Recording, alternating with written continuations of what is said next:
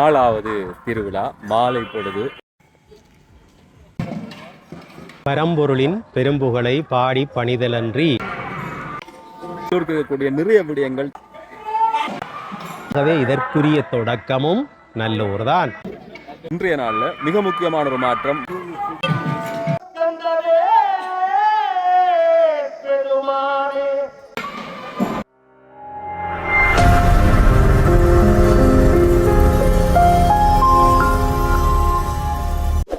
நல்லூரான் வீதியில் நடந்தாலே பிணிதீரம் என்று சொல்வார்கள். அந்தளவு தூரம் சிறப்பு மிக்க இந்த நல்லூரானுடைய சன்னிதானத்தில் இப்போ நாங்கள் இருக்கிறோம். எல்லாருக்குமே வணக்கம். நாலாவது திருவிழா மாலை பொழுது எப்படி இருக்குன்னு தான் இந்த காணொலியில் பார்க்க போகிறோம். வெயில் அடித்து கொண்டிருக்கிற ஒரு சூழலை இன்னுமே அடங்கலை. ஆனால் 4:45 அனுமதிக்கக்கூடிய நேரம் உள்ளுக்கு வசந்த மண்டப பூசை எல்லாமே ஆரம்பமாக இருக்கிறது. வளமை போல இந்த பக்கம் திருவாசகம், அங்கே கந்தரானுபூதி, நல்லூர் தொடர்பில் சிறப்பான விஷயம். இந்த நல்லூருக்கு இருக்கக்கூடிய நிறைய விடயங்கள் தனித்துவமாக இருக்கிறது. நேரம் காலம் தவறாத பூசை வழிபாடு, ஒரு ரூபாக்கு அர்ச்சனை செய்யக்கூடிய விஷயம் என்று சொல்லி ஏராளமான ஒரு யார் வந்தாலும் சமத்துவமாக நடத்தக்கூடிய தரம் என்று சொல்லி நிறைய விஷயங்களை நல்லூர் தொடர்பில் சொல்லி கொண்டு போகலாம். இந்த முக்கியமான விடயங்களோடு சேர்த்து இன்றைய நாளில் மிக முக்கியமான ஒரு மாற்றம் வாகனத்தில் நிகழ்ந்திருக்கு. இதுவரையும் வெள்ளி வேலையும் வெள்ளி எண்ணத்திலையும் வந்திருக்கக்கூடிய முருகன் தனியாக வந்தார், வள்ளி தெய்வான தனியாக வந்தார்கள். இன்றைக்கு அந்த வாகனம் மாறி இருக்கு. என்னென்னு சொல்லி பார்க்கணும்னு சொன்னால் காணொலியை தொடர்ந்து பாருங்க. ஃபேஸ்புக்கில் பார்க்குறீங்கன்னு சொன்னால் ஃபாலோ செய்து பாருங்க. யூடியூப்பில் பார்க்குறீங்கன்னு சொன்னால் சேனலை சப்ஸ்கிரைப் செய்து போட்டு பக்கத்தில் கூடிய பெல் ஐக்கனை கிளிக் செய்யுங்க. எப்படி இருக்குது இந்த பின்னொழியில் இந்த மாலை பொழுதுல நல்லூர் கந்தனுடைய ஆலயம்? மறக்காமல் தேவைப்படக்கூடிய ஆளு காணொலி அனுப்பி வைங்க. காணொலி தொடர்பில் உங்களுடைய கருத்துக்களை சொல்லி வைங்க. வசந்த மண்டப பூசை எல்லாமே முடிஞ்சுதான் கொடித்தம்பம் நல்லூரை பொறுத்தவரை இடம்பெறும். அதுக்கு பிறகு சுவாமி வசந்த மண்டபத்தில் இருந்து எழுந்து வருகிற அந்த விஷயம் சுத்துப்பலி இப்படியான பூசைகள் இன்றைய நாளை பொறுத்தவரை மெல்லிய பச்சை நிறத்துக்கு முக்கியத்துவம் கொடுக்கப்பட்டிருக்கிறது. சிவாச்சாரியார்கள் சரி, சுவாமி சரி, வெள்ளையும் மெல்லிய பச்சையும் சேர்ந்திருக்கக்கூடிய நிறத்தில் சுவாமி எழுந்தருளி வரப்போகிறார் என்பதுதான் முக்கியமான விடயம். அதை விட இன்னும் ஒரு முக்கியமான விஷயம், வாகனத்தில் மாற்றம். வெள்ளி மயிலையும் அதே மாதிரி தான் வெள்ளி அன்னத்திலையும் வந்துடக்கூடிய சுவாமி இன்றைக்கு எண்ணத்தில் வரப்போகிறார் அப்படின்றது மிகப்பெரிய எதிர்பார்ப்பாக இருக்கிறது. வசந்த மண்டபத்தில் இருந்து எழுந்து வருகிற தொடர்ந்து காட்சிகளை நீங்க பார்க்கலாம்.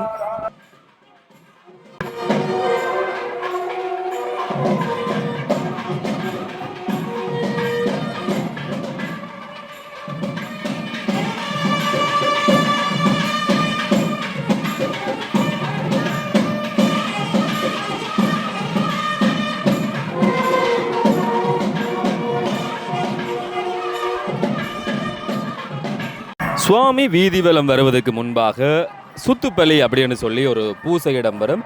அட்டதிக்கு பாலகர்களை வணங்கி அட்டதிக்கில் இருக்கக்கூடிய இந்த விஷயங்களுக்கான படையல் ஏனைய விஷயங்கள் எல்லாமே கொடுத்து செய்யப்படுகிற ஒரு விடயமாக இது சொல்லப்படுகிறது. சமயம் நிறைய விஷயங்களை சொல்லியிருக்கிறது. 4 திசைகள், அதே மாதிரி தான் அட்டதிக்கு பாலகர்கள் சொல்லி ஏராளமான விடயங்களை நமக்கு அப்பால் பற்றக்கூடிய விஷயங்களாக அப்போது சொல்லியிருந்தாலும் அறிவியல் இன்றைக்கு தான் ஏற்றுக்கொண்டிருக்கிறது. சுவாமி வருகிற போது இந்த 5 தொழில் தத்துவத்தை தான் மகோற்சவம் குறிக்கிறது. ஆகவே அதனுடைய ஒரு அடிப்படையில் இந்த விஷயங்களும் செய்யப்படுகிறது. சுவாமி வேல்பெருமானாக எழுந்து வருகிற அந்த அற்புதமான காட்சிகளை தொடர்ந்து ரசியுங்கள்.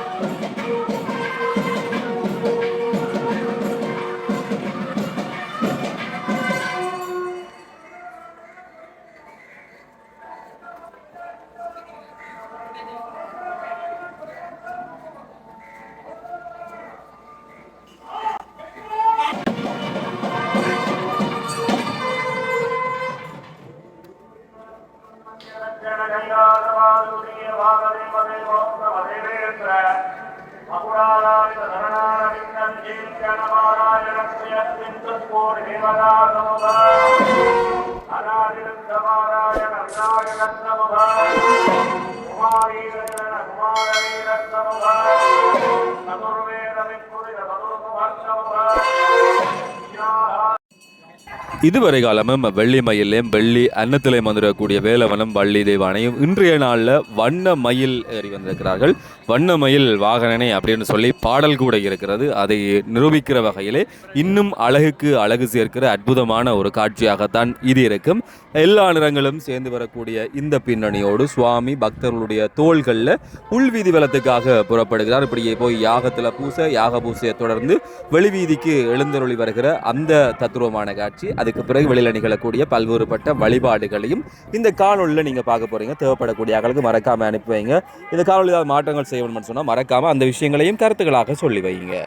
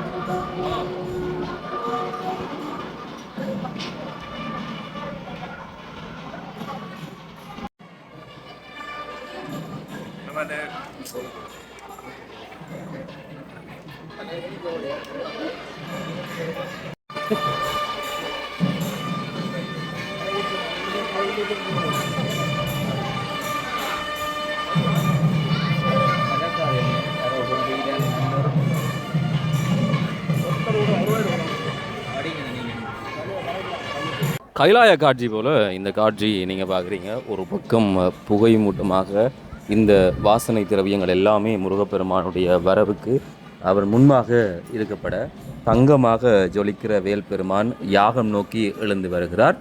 வெளியேயும் சரி உள்ளேயும் சரி சாத்துப்படைக்கு மெல்லிய பச்சை நிறம் முன்னுரிமை கொடுக்கப்பட்டிருப்பதைப் போல சிவாச்சாரியர்கள் முருகப்பெருமான் வருவதற்கு முன்பாக வெளியே வந்து காத்திருப்பார்கள். பக்தர்களும் அதே மாதிரி தான் வாசலில் மங்களவாத்திய இசையோடு பல ஒலி எழுப்புகிற அந்த விஷயங்களையும் சேர்த்து முருகப்பெருமான் வெளியில் வந்து பூ தீபம் எல்லாம் ஏற்றுக்கொண்டு பக்தர்களுக்கு அருள் புரிவதற்காக வெளி வீதி வலம் பெறுவார்.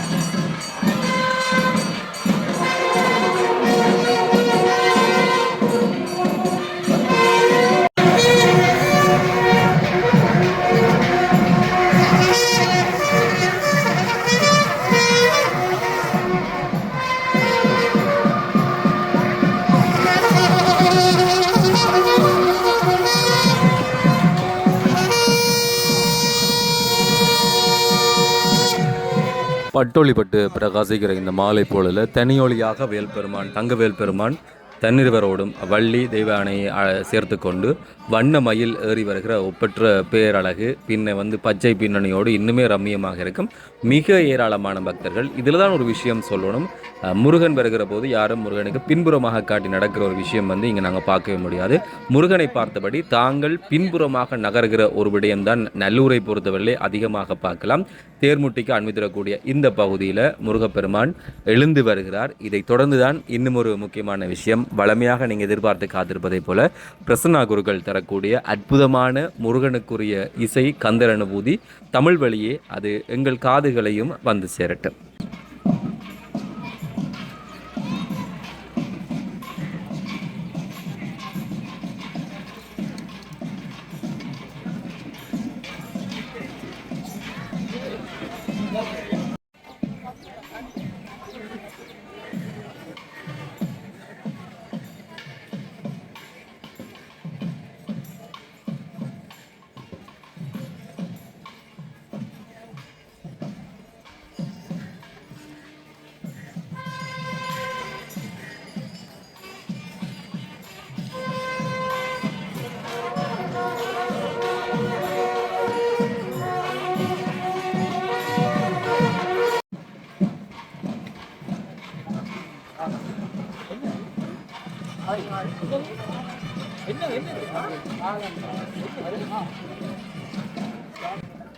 முருகனுக்கு தமிழுக்கு அழகு என்று சொன்னால் அதே போலதான் பிரசன்னா குருக்கள் தரக்கூடிய இந்த தமிழ் இசை என்பது நல்லூருக்கு பேரழகை திறக்கிற ஒரு விடயம்.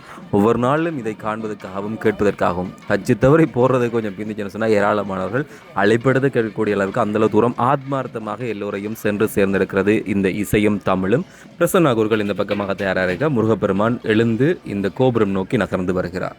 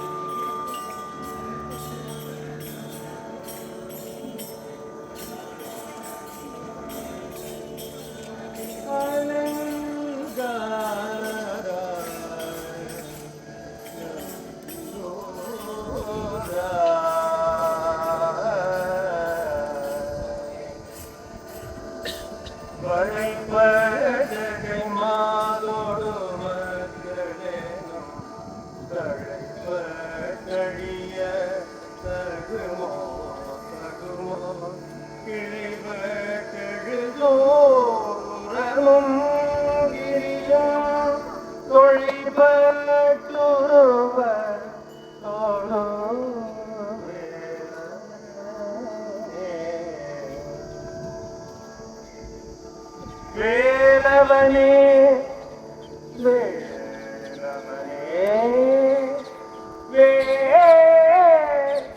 அவனே வேலவனே அவனே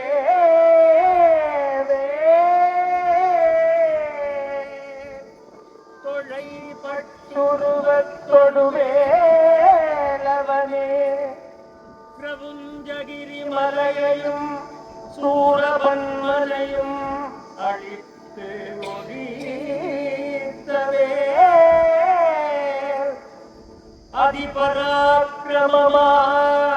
அதிபராக்கிரமமான வடிவே கந்தவே கந்தவே நல்லை கந்தவே நல்லை கந்தவே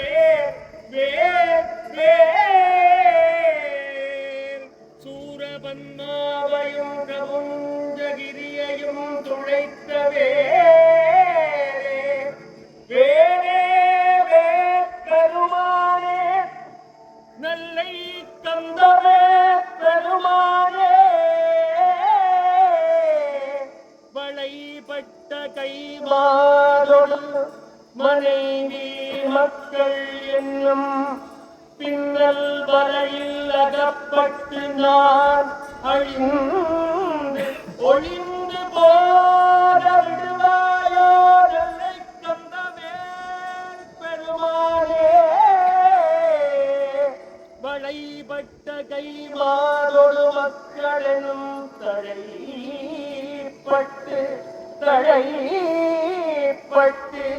வலையில் அகப்பட்டு மாய என்னும் வலையில் அகப்பட்டு காமக்ரோத லோப மோக மதமாச்சரியங்களாலும் இச்சைகளாலும் மனைவி மக்கள் மாறு சுகம் என்று நான் அறிந்து ஒழிந்து போக விடுவாயோ கந்தவே பெருமானே நல்லை கந்தா இது உனக்கு தருமோ என்னை விடுவாயோ மாயையில் என்னை விடுவாயோ கந்தவே ஞானம் தந்து சல்லாபமான யோகம் தந்து யோக சல்லாபம் தந்து என்னை காப்பாயோ தந்தவேளே நல்லை கந்த பெருமானே மகமாயனும் வலையில் அகப்பட்டு வளைபட்ட கைமாறொடு மக்கள் என்று மாடு மனைவி மக்கள் சுகம் என்று சுகபோகத்தில் போகாமல் நீதானே நல்லை கந்தவே பெருமானே நீதான் என்னை தடுத்து ஆட்கொண்டு யோக சல்லாபம் தர வேண்டும் கந்தவேளே நல்லை கந்தவேளே நல்லை கந்தவே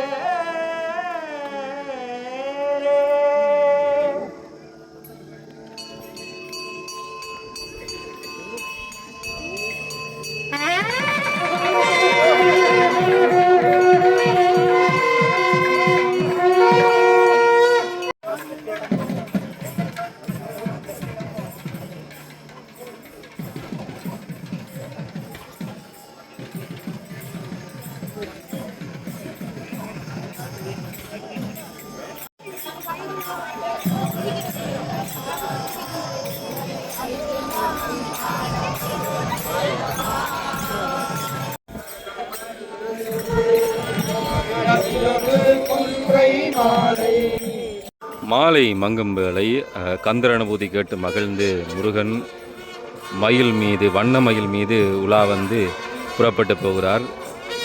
அதே வேளையில் இன்னுமே இளையவர்களுடைய இசை கேட்பதற்காக சின்ன பிள்ளைகள் பாடசாலை சார்ந்திருக்கக்கூடியவர்கள் தயார்படுத்தப்பட்டு இங்கே கொண்டு வரப்படுகிறார்கள். ஒவ்வொரு நாளையும் இதை நாங்கள் காட்சிப்படுத்தும் வெவ்வேறுபட்ட பாடசாலைகளைச் சேர்ந்தவர்கள் எவ்வளவு ஒரு நேர்த்தியாக அவர்கள் இந்த இடத்துல தயார் பண்ணப்பட்டு இந்த விஷயங்களுக்காக இசையோடு சேர்த்து பக்தி மடங்கப்படுகிற ஒரு தலைமுறை சார்ந்தவர்களாக வளர்க்கப்படுகிறார்கள்.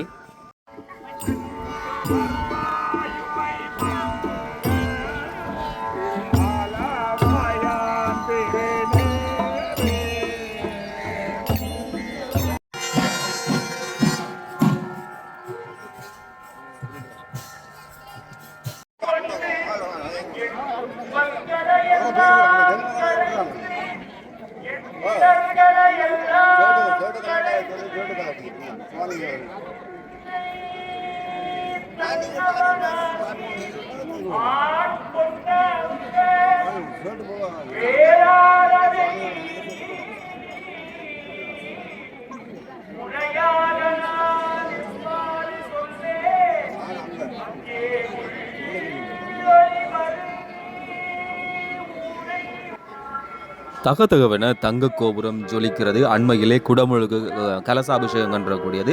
முருகப்பெருமான் வீதிவலம் முடித்து உள்ளே செல்கிற இந்த வேளையில தான் இன்னும் ஒரு முக்கியமான விஷயம், பல விடயங்களுடைய தோற்றுவாய் அல்லது அது ஆரம்பிப்பதற்கு காரணமாக இந்த நல்லூர் இருக்கிறது. அதே போல இன்னும் ஒரு சுவாரஸ்யமான சம்பவத்தோடு செந்தமிழ் சொல்லருவி லலிசன் அவர்கள் இந்த நாளிலும் எங்களோடு இணைந்து கொள்கிறார். நெல்லை முருகப்பெருமானுடைய மீளா அடியவர்களே, பரம்பொருளின் பெரும்புகளை பாடி பணிதலன்றி புறவார்த்தை யாதொன்றும் பேசற்க ஆலயத்துள். இன்றைக்கு பல இந்து ஆலயங்களிலே இந்த வாசகத்தை காணலாம். இதனுடைய தொடக்கம் எங்கு என்று கேட்டால் அது நல்லூரிலே தான் இதனுடைய தொடக்கம் அமைந்திருக்கிறது. அது கூட ஒரு சுவாரஸ்யமான செய்தி. 1949 ஆண்டு டிசம்பர் மாதம் இலங்கை அரசியலிலே ஒரு பெரிய திருப்புமுனை ஏற்படுகிறது. அவ்வளவு காலமும் முதன்மை பெற்றிருந்த காங்கிரஸ் கட்சியிலே இருந்து எஸ்ஜேவி செல்வநாயகம், இரும்பு மனிதன் நாகநாதன், வன்னியசிங்கம் இவர்கள் எல்லோரும் பிரிந்து டிசம்பர் மாதத்திலே தமிழரசு கட்சியை ஸ்தாபிக்கிறார்கள். அதற்கு பின்னணிகள் பல இருக்கின்றன. வாக்குரிமை, அதாவது மலையக மக்களுடைய பிரஜா உரிமை சார்ந்த பிரச்சனை. நான் அரசியல் பேச வரவில்லை. ஆனால் இந்த நல்லூரிலே பக்தர்கள் கூட அந்த காலகட்டத்திலே அல்லது 50ஆம் ஆண்டு முற்பகுதியிலே பக்தர்கள் என்ன செய்தார்கள் என்றால், அவர்கள் இரண்டாக பிரிந்து நின்றார்கள். பொன்னர் பாட்டி என்று ஒரு புறம், செல்வா பாட்டி என்று இன்னொரு புறம், விபூதி வாங்குவதிலே கூட அரசியல் பேசி அவர்கள் பிரச்சனைப்பட்டு கொண்டு நின்றார்கள். இதனால் என்ன நடந்தது என்று கேட்டால், இந்த முதலாளி பார்த்தார், அந்த காலத்திலே இருந்த எசமான் சண்முக ராஜ மாப்பான முதலியார், சண்முகநாத மாப்பான முதலியார், அதாவது இப்பொழுது இருக்கிற 11வது அதிகாரிக்கு முந்தியவர் குமாரதாச மாப்பான முதலியார், அவருடைய தமையனார் சண்முகநாத மாப்பான முதலியார். அவர் ஒரு உபாயத்தை கையாண்டார். என்னவென்றால், ஒரு வாசகத்தை எழுதி ஒரு பலகையிலே பொறித்து சுவரிலே தொங்கவிட்டார். பரம்பொருளின் பெரும்புகளை பாடி பணிதலன்றி இங்கே வந்து கட்சியை பற்றி பேசாத, புறவார்த்தை யாதொன்றும் பேசற்க ஆலயத்துள், அப்படி எழுதி வைத்தார். அதற்கு பிறகு இந்த பிரச்சனை குறைந்ததாக சொல்கிறார்கள். எனக்கு இதை என்னுடைய ஆசிரியர் மதிப்பிற்கினிய ஸ்ரீஸ்கந்தமூர்த்தி ஐயா சொன்னார். அவருக்கு யாழ்ப்பாணம் இந்து கல்லூரியிலே கற்பித்த ஆசிரியர் தியாகர் சொன்னதாக எனக்கு சொன்னார். இது செவி வழியாக வருகிற செய்தி, எங்கும் எழுத்திலே பதிவாக கிடையாது. அதில் என்ன சிறப்பு இருக்கிறது என்றால், இந்த பரம்பொருளின் பெரும்புகளை பாடி பணிதலன்றி புறவார்த்தை யாதொன்றும் பேசற்க ஆலயத்துள் என்கின்ற இந்த வாசகம் இன்றைக்கு பல ஆலயங்களிலே இருக்கின்ற வாசகமாக நான் பார்க்கிறேன். ஆகவே இதற்குரிய தொடக்கமும் நல்லூர் தான். நல்லூரிலே ஏற்படுத்தப்படுகின்ற ஒரு மாற்றம் அல்லது தொடக்கம் பரவலடைந்து நாடு முழுவதும் சென்றடைவது கண்கூடு. அந்த வகையில் முருகப்பெருமான் திருவருள் எல்லோருக்கும் கிடைக்க வேண்டும் என்று பிரார்த்தித்து விடைபெறுகிறேன். அலங்காரா, நல்லூரா. நன்றி, வணக்கம்.